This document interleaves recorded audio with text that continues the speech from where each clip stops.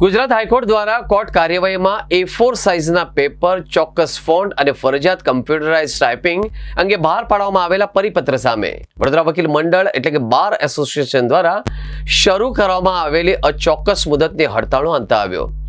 High court દ્વારા પરિપત્ર પાછો ખેંચવામાં આવતા વકીલ મંડળે ચોથા દિવસે પોતાની હડતાળ સમેટી લેવાની જાહેરાત કરી હતી।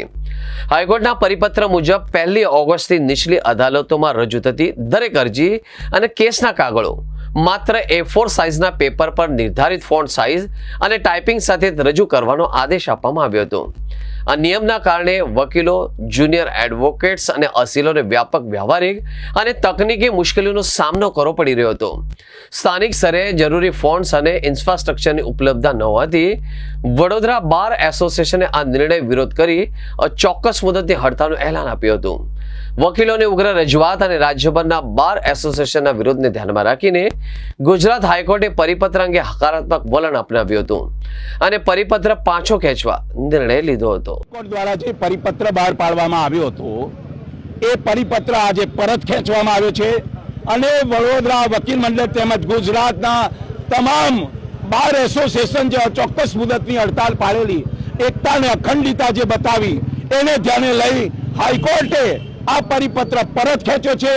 જે પ્રમાણે જે કાર્યવાહી ચાલતી હતી એ પ્રમાણે ચલાવવાની વાત કરી છે અને કાગળ લખીને આપે તોય પણ તમામ કોર્ટોએ સ્વીકારવાની વાત કરી છે।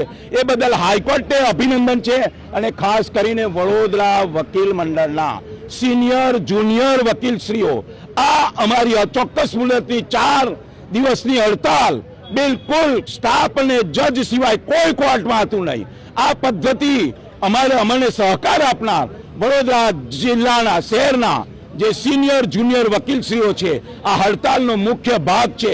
એમના સાથ અને સહકારથી હાઈકોર્ટે આ પરિપત્ર પાછો ખેંચ્યો છે। એટલે સિનિયર જુનિયર વકીલશ્રીઓને વડોદરા વકીલ મંડળના તમામ હોદ્દેદારો ધન્યવાદ આપે છે। આ ચોથા દિવસે ગુજરાત નામદાર હાઈકોર્ટ દ્વારા જૂનો પરિપત્ર રદ કરીને નવો પરિપત્ર આપ્યો છે, જેના કારણે વડોદરા વકીલ મંડળના તમામ વકીલશ્રીઓ ઉત્સાહ અને આનંદમય છે અને તમામ વકીલોમાં એક હર્ષની લાગણી છે અને ગુજરાત નામદાર હાઈકોર્ટના ચીફ જસ્ટિસને અમે કોટી કોટી વંદન કરીએ છીએ અને નવો પરિપત્ર જાહેર કર્યો એ બદલ એમને ખૂબ ખૂબ અભિનંદન આપીએ છીએ। કે જે અગાઉ પરિપત્ર બહાર પાડ્યો હતો અને જેના લીધે સમગ્ર ગુજરાત રાજ્યમાં વિરોધ પ્રગટ થયો હતો એ વિરોધના અનુસંધાને એ પરિપત્ર પરત ખેંચ્યો છે અને નામદાર ગુજરાત હાઈકોર્ટે હવે તમામ ફોન્ટ્સનો ઉપયોગ કરી શકશો અને લેખિતમાં પણ અરજી આપી શકશો એવો પરિપત્ર બહાર પાડ્યો છે, જેથી આ જીત વડોદરા વકીલ મંડળની નહીં પરંતુ સમગ્ર ગુજરાત રાજ્યના 2 લાખ વકીલશ્રીઓની જીત છે।